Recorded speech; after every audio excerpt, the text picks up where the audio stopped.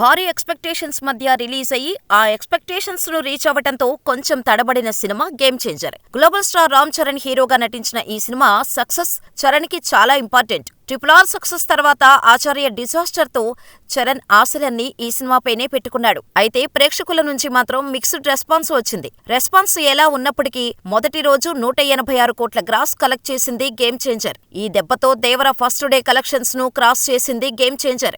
అయితే శంకర్ సినిమా అంటేనే పాటలు. పాటల కోసం శంకర్ ఏ రేంజ్ లో ఖర్చు పెడతాడో అందరికీ తెలుసు. సినిమాకు ఏ రేంజ్ లో ఖర్చు పెడతాడు, అదే రేంజ్ లో పాటలకు కూడా ఖర్చు పెడతాడు శంకర్. ఈ సినిమాలో కేవలం పాటల కోసం 75 కోట్లు ఖర్చు చేశాడట శంకర్. అయితే ఈ హైరానా పాటను సినిమా నుంచి తీసేశారు.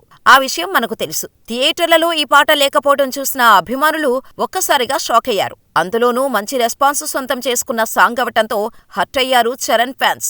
అయితే టెక్నికల్ ప్రాబ్లమ్స్ వల్ల ఈ పాటను తీసేయాల్సి వచ్చిందని టీం ఆల్రెడీ క్లారిటీ ఇచ్చింది. అంతేకాకుండా ఈ నెల 14వ తేదీన ఈ పాటను మళ్లీ సినిమాలో యాడ్ చేస్తామని క్లారిటీ కూడా ఇచ్చింది. అయితే సైలెంట్ గా ఈ పాటను ఆల్రెడీ సినిమాలో యాడ్ చేసేశారు గేమ్ చేంజర్ మేకర్స్. అయితే సినిమాకు లైట్ గా నెగిటివ్ టాక్ రావటం వల్లే ఇలా చేశారని టాక్ నడుస్తోంది. కనీసం ఈ పాట కోసమైనా మళ్లీ ప్రేక్షకులు థియేటర్లకు వస్తారని భావించి ఇలా చేశారని కొంతమంది అంటున్నారు.